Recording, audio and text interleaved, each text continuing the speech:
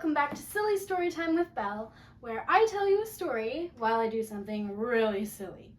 So, today I'm going to be telling you the story of Beauty and the Beast. It's one of my favorite stories. But, to make it extra difficult, I'm going to tell it while I balance this book on my head. And if it falls off while I'm talking and telling the story, then my sisters have planned a silly punishment for me at the end of the video. We'll see how this goes. I haven't done this before, so I don't know how easy it will be to balance it on my head. Let me just make sure I can do it. Okay, so once upon a time, there was a merchant who had 6 sons and 6 daughters, and his youngest daughter was named Beauty. But one day, all of his ships sank and he lost all of his money, and all of a sudden they were very poor. And of course, everyone is very sad about this, but there was nothing they could do, so they had to move into a little cottage in the woods.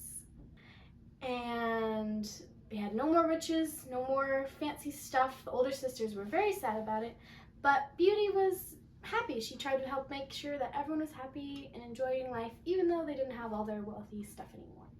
So one day, the merchant went into town for a trip, and he was going to get presents for all his daughters. So he asked them what they wanted, and the older girls said they wanted fancy jewels. Oh no! Okay, that's one point. One punishment for the end of the video. So back to the story. The older daughters asked for fancy things, parasols and lace and fancy dresses and jewels. But Beauty, feeling bad because she knew that they really didn't have much money anymore, she asked only for a single rose. So the merchant went to the town. He was traveling. He took a horse named Philippe. And as he was riding through the woods, a big storm came up. And he couldn't see where he was going, and he got lost.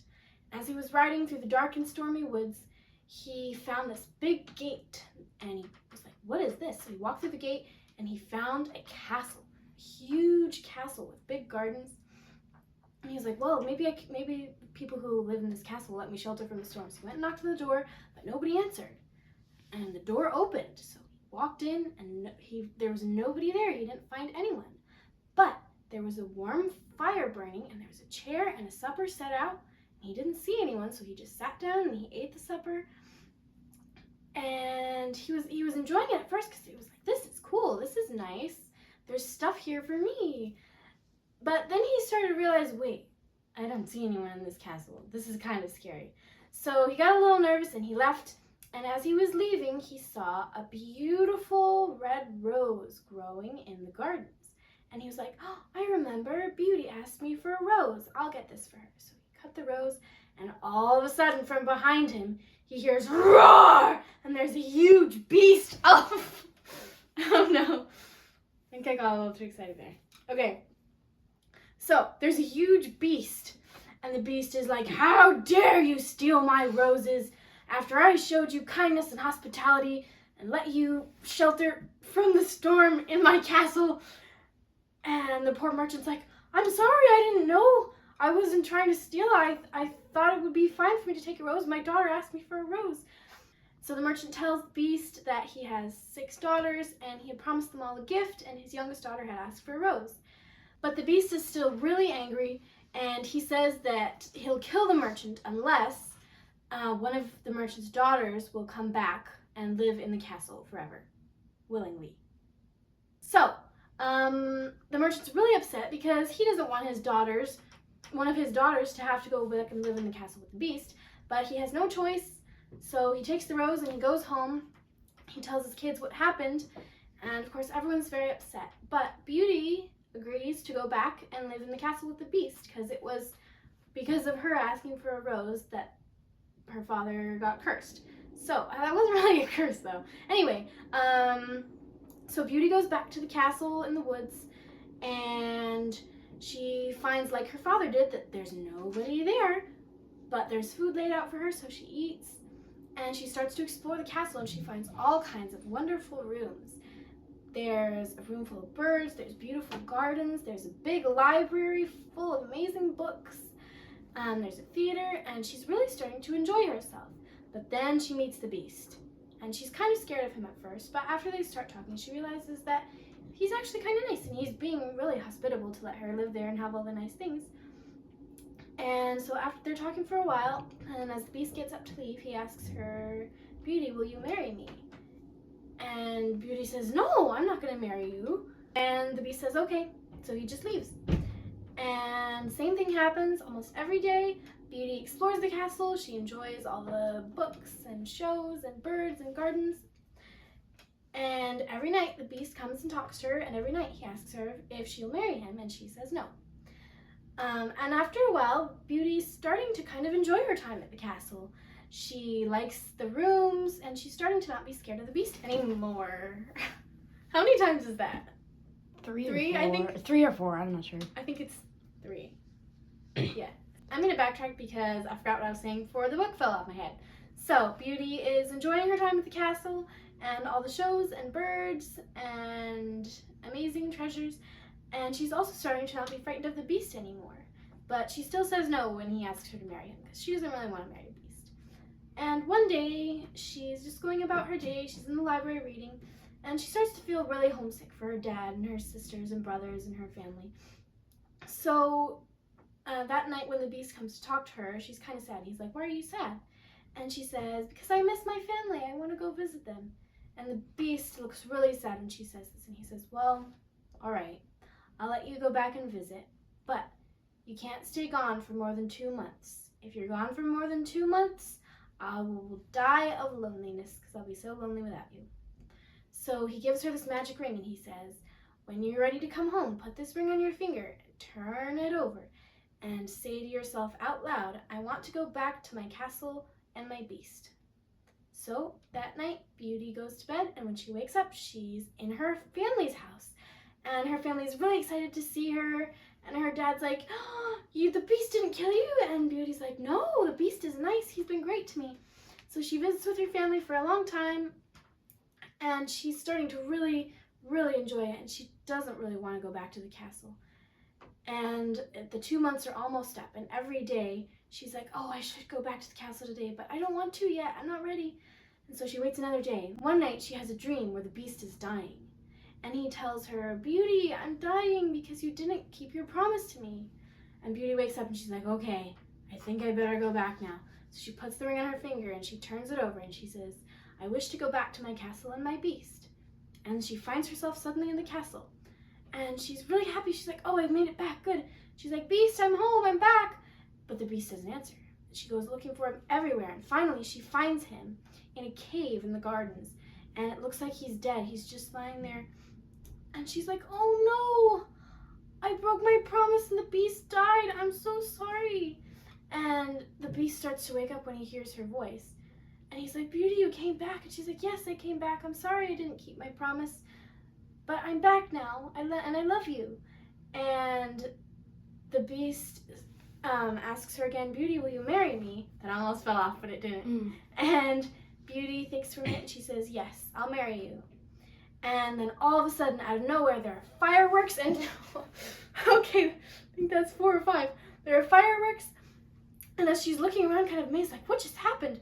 She looks back at the Beast, and all of a sudden, he's not a beast anymore, but he's a handsome prince.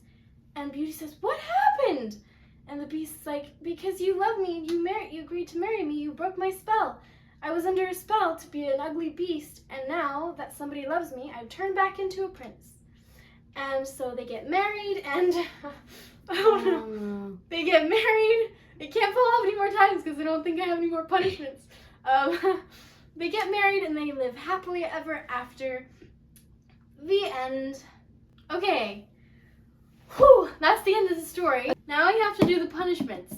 So my sisters made quotes on these cards, and I have to read the quotes and say the lines from one of the Disney movies. It's either live action or the animated one. I don't know which one the quotes will be from.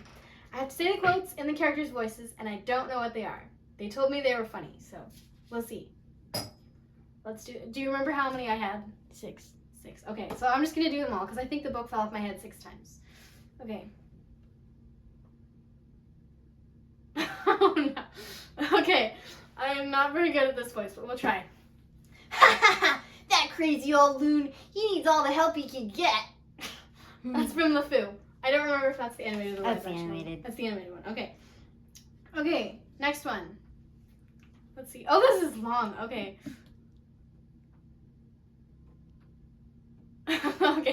Okay.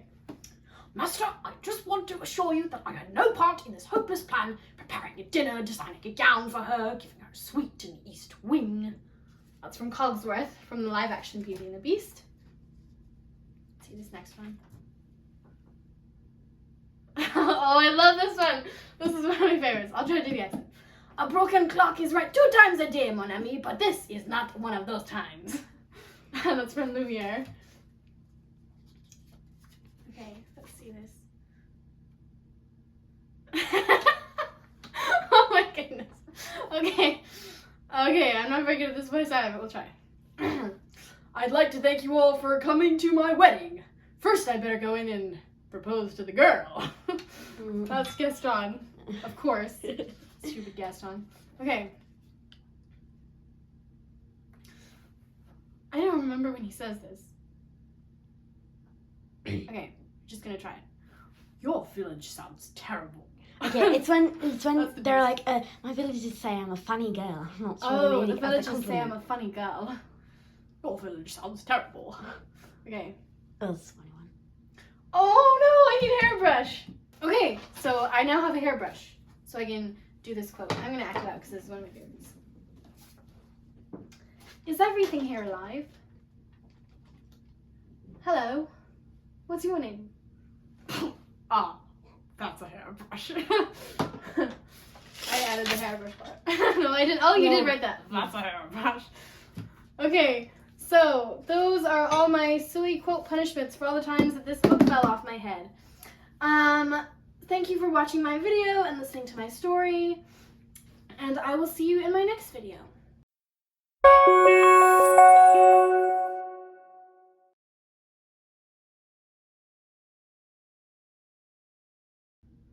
This is me forgetting the story. Can you imagine? He asked me to marry him. Me! The wife of that boorish, brainless. Oh. Madame Gaston, can't you just see it? Madame Gaston, his little wife. Oh, no sir, not me. I guarantee it. I want much more than this provincial life. Beauty and the Beast. Sorry, Mrs. Potts. Okay. It's funny. It really looks like Emma Watson, Emma Watson talking, but a really weird, different voice. That's good. This could get very difficult. I want adventure in the great white summer. I want it more than I can tell. And for once it might be grand to have someone understand. I want so much more than they've got planned.